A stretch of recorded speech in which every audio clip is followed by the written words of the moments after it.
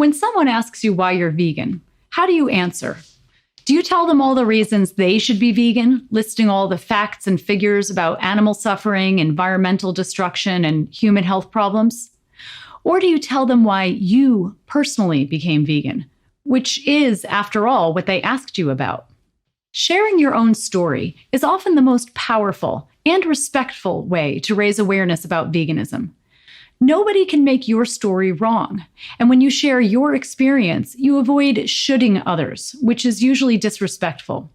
So you're less likely to be met with defensive reactions, and you're more likely to be responded to with openness. Sharing your story is just what it means, describing your journey to veganism.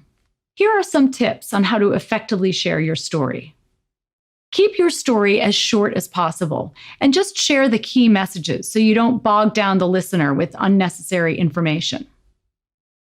Start your story from before you were vegan, remembering and expressing what it was like for you as a non-vegan. This helps you to stay empathic toward the non-vegan, and it helps you both to feel more connected. Share the psychological defense mechanisms you used before you were vegan, the ways you didn't make the connection between meat and animals, for example. If you're unfamiliar with these defenses, check out carnism.org. Mention points that are especially important to the other person, as long as you can do this honestly. For example, if they're health conscious, mention how your health improved.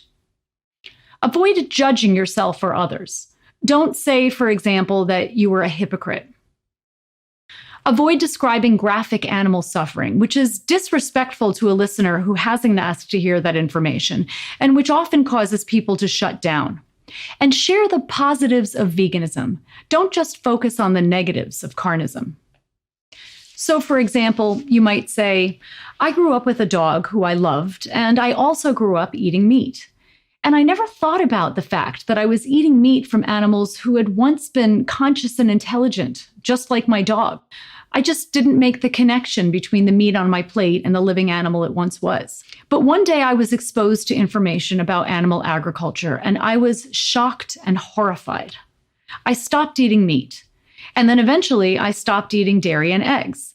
And to my surprise, I actually became a lot healthier in the process.